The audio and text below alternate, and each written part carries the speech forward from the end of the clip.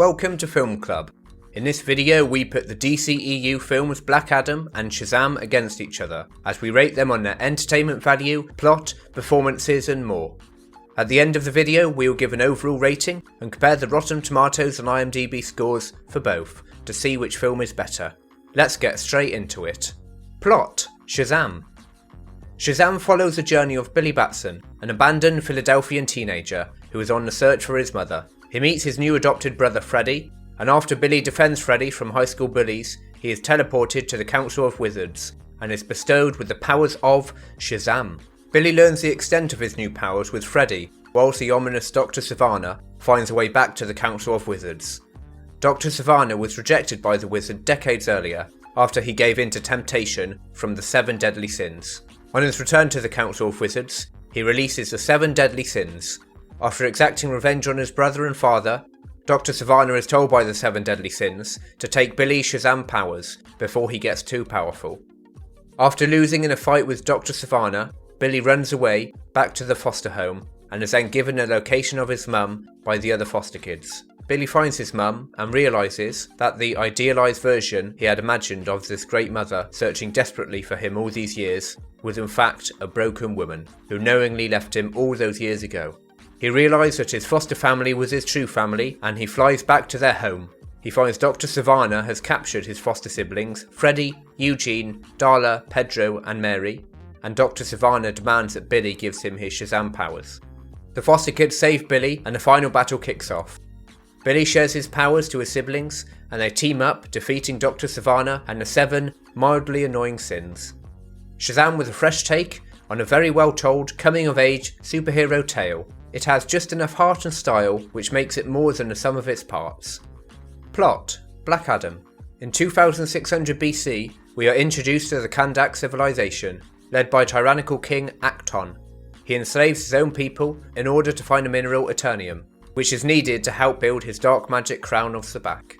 A young boy rebels against Acton, and just before being executed by the king, the boy is teleported to the Council of Wizards and imbued with Shazam powers.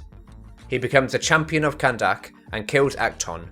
We move to present day where Kandak is oppressed by the really well named international criminal gang, Intergang, where an archaeologist and freedom fighter, Adriana Tomaz, wants the crown of Sabak so that she can make sure it doesn't get into the hands of Intergang, even though it's already been safely hidden for thousands of years.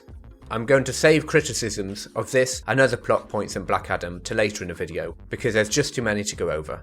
This brilliant plan goes awry when they find the crown of Sabak, and Ariana's friend Ishmael is revealed to be a descendant of Acton and leader of the very well named Intergang. They also inadvertently release Black Adam.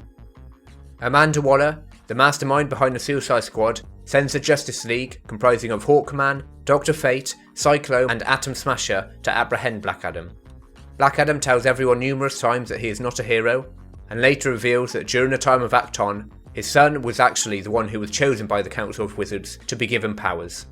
But his son transferred his powers onto Black Adam. His son was then killed by Acton's assassins, which led to Black Adam killing Acton and his palace guards, and then the Council of Wizards, who had deemed him unworthy to have such powers, all except for the wizard Shazam. Black Adam and co. kill Ishmael, and he surrenders to the Justice Society. Ishmael actually wanted to be killed by Black Adam, as once he was dead, he would be chosen as the Demon Champion and return to Kandak as the evil alternative to Black Adam, Sabak. Dr. Fate is then killed by Sabak, and Black Adam returns from imprisonment to save the day by killing Sabak. The Justice Society leave Black Adam on good terms and leave him as the protector of Kandak, and not as a threat to the rest of the world. What a disgustingly exposition-heavy, formulaic and predictable story. Black Adam felt so tired and cliché, with Black Adam constantly saying, "I'm not the hero," whilst trying out new superhero lines, but getting them slightly wrong every time. I mean, we've seen this trope done countless times, none more recently than in Thor: Love and Thunder, and look how that turned out. From start to finish, the plot was messy, convoluted and predictable. That's on top of the poor visuals and terrible acting, which we will get into later.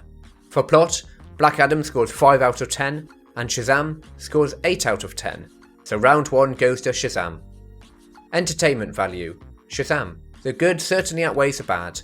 The plot is advertised from a mile away, and there is certainly nothing too noteworthy or remarkable in this film. But Shazam is a heartwarming and charming movie. It is goofy, has the occasional good comedic moment, and doesn't take itself too seriously, which for the DCEU at the time was a brave new take. It has a joyous campiness that I thought was long gone from the superhero genre. As for the bad, it's very cringy in parts. When a trailer or film poster features more children than adults, it's normally a big warning sign for me to leave the film alone, as I'm not a fan of child actors at the best of times. I had a few cringing moments with the younger cast, especially Freddy, who really hams it up, but just comes across as unlikable. Entertainment value, Black Adam. The action in Black Adam is frantic, in a seen-it-all-before spectacle kind of way. I enjoyed Cyclone's colourful abilities, but like Smasher, she took a back seat. Now the following two words were used throughout the film: freedom fighter and intergang.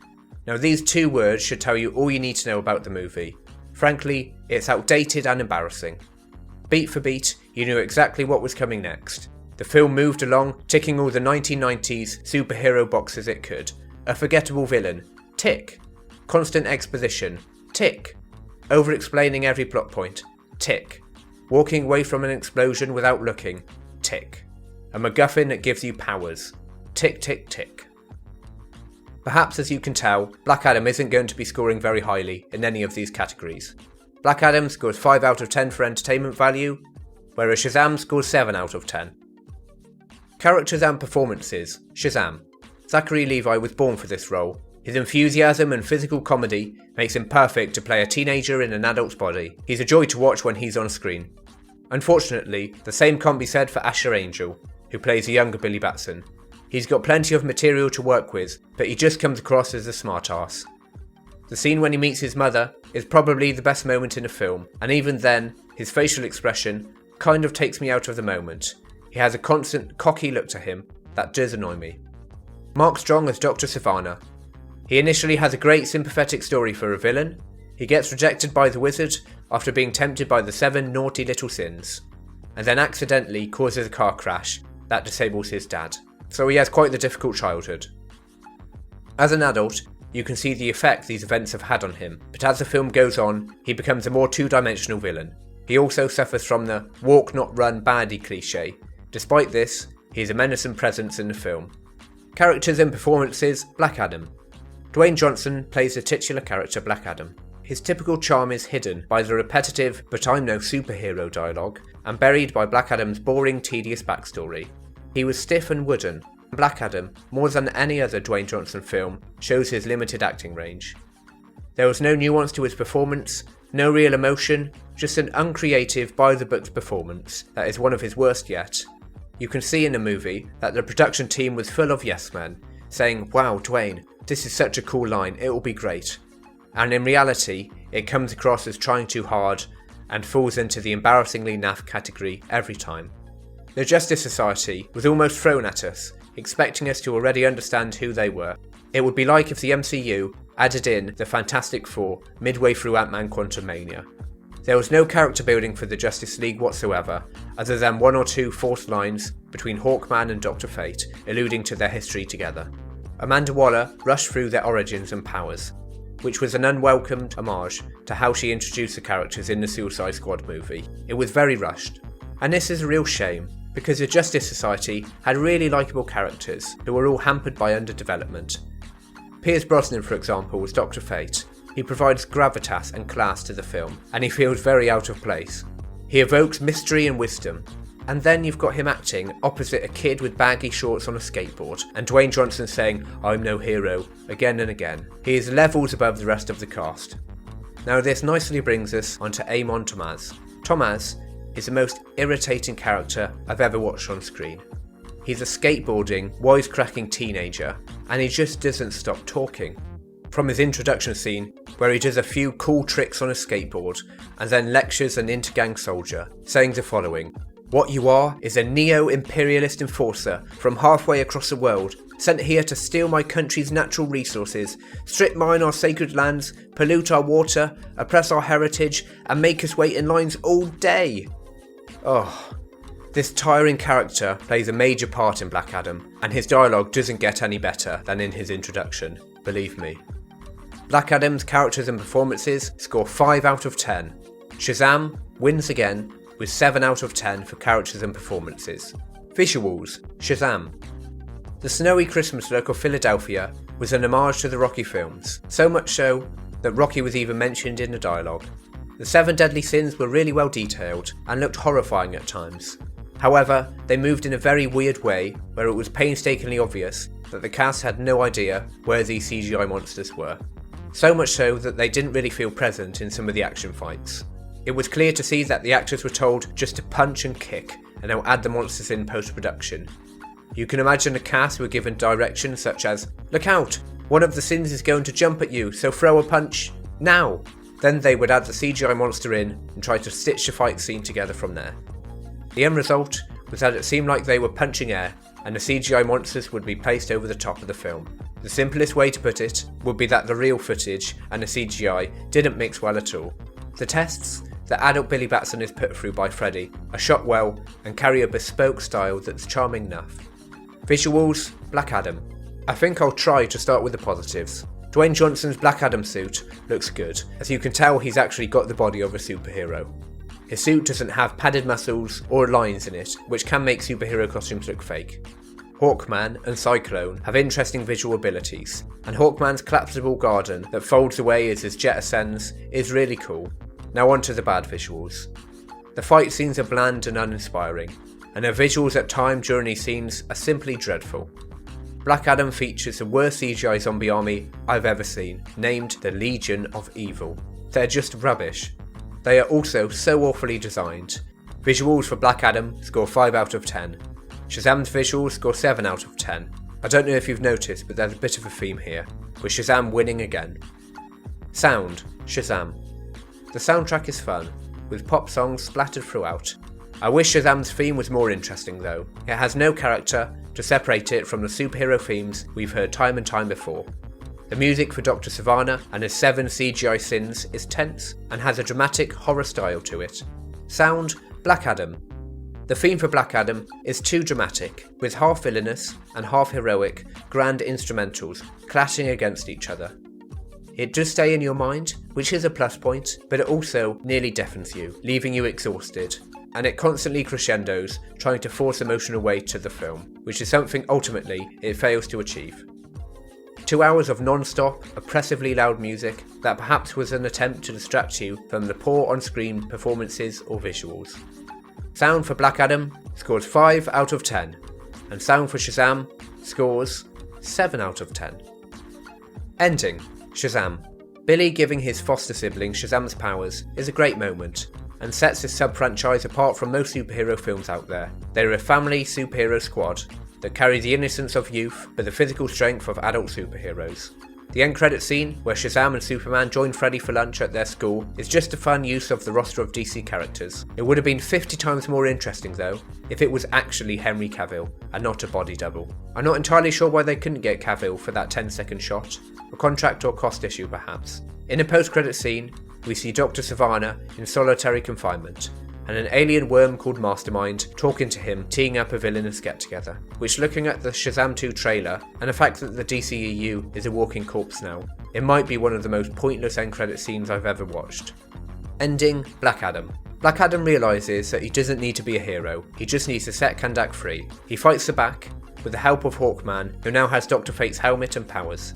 The CGI zombie army is soundly beaten by the civilians, and after your run-of-the-mill fight scene, Black Adam rips Sabak in half. The post-credit scene when Henry Cavill dons the red cape again makes you more excited for Superman's return than it does a showdown with Black Adam. Surpassing Shazam's post-credit scenes, this really was the most pointless end-credit scene, as only days later, the DCEU was officially ended by James Gunn and Peter Safran. The hierarchy of power certainly did change for the DCEU. Black Adam's ending scores 5 out of 10, and Shazam's ending scores 7 out of 10. Rating. Black Adam receives a rating of 50%, and Shazam receives a rating of 72%. Shazam is a fresh take that is let down by some dislikable child actors and mediocre CGI. Shazam just about stands out from the large collection of superhero films that we've had in the last decade or so, but it doesn't do enough to get anything more than a, that was different. Am I being too harsh in my feelings towards Black Adam? Maybe. Is it a bad film? I would say objectively, yes, it definitely is. I think everything surrounding Black Adam at the time probably makes it worse. The timing, with the backdrop of the failing DCEU, and the 10-year long hype from The Rock promoting Black Adam, certainly added to my disappointment of the film. Film Leaderboard. When we look at the film leaderboard, Shazam is in joint 8th place, scoring 7 on every category except from plot, which receives an 8. Black Adam stands at last place on the film club leaderboard, scoring worse than Venom Let There Be Carnage. It will certainly take a spectacularly bad film to push Black Adam off the bottom of the leaderboard. My rating of 50% for Black Adam is lower than the IMDB user rating, which currently stands at 6.3 out of 10. Rotten Tomatoes critics rate Black Adam at 39%, whereas the audience score is 88%. So that's quite a difference in scores between the critics and the audiences. The difference between the two scores is 49%, which is massive, and at the time of recording is exactly the same difference between the audience score and critic score for The Last Jedi, so there's certainly diverse viewpoints when it comes to this film. This is one of the reasons why I also like to give the IMDB scores, as sometimes, and Black Adam is a perfect example for this point, there is the critics versus audience fight, which is played out for all to see in the ratings. This is when critics rate a movie and then the audiences react to this high or low rating and go in a complete opposite direction. Sometimes justified, aka The Last Jedi, and sometimes unjustified, aka Black Adam. The IMDb score of 6.3 out of 10 is almost exactly in the middle of the Rotten Tomatoes 39% critic score and the 88% audience score, so it's probably a better reflection of the film's quality overall. When we look at Shazam's ratings, my rating of 72% is similar to the IMDb user ratings of 7 out of 10. However, the Rotten Tomatoes critics have rated the film at 90%, which I think is primarily because it was something different to the heavier tones of the Snyderverse, which most critics outspokenly disliked. The audience score is 82%, but I maintain that this film is good, especially for kids and teenagers, but is certainly not deserving of 90 or 82%. This week, we will be reviewing Shazam Fury of the Gods, and also John Wick Chapter 4 next week.